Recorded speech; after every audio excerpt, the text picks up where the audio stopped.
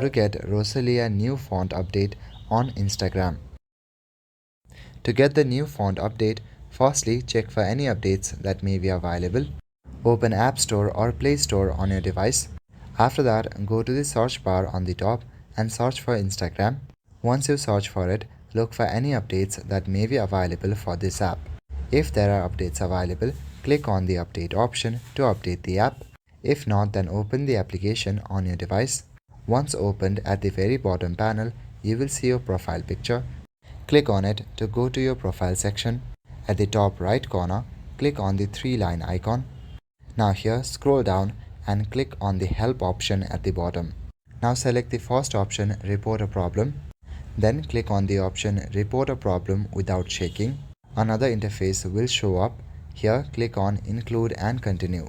Now here you need to describe the problem that you are facing. You can write something like, my Instagram account Rosalia font update is not showing. I want to get this option, so please help me by solving this issue as soon as possible. After writing this much, click on the send option. Now all you need to do is wait for their response. Once you get a response, follow as prompted to get the font.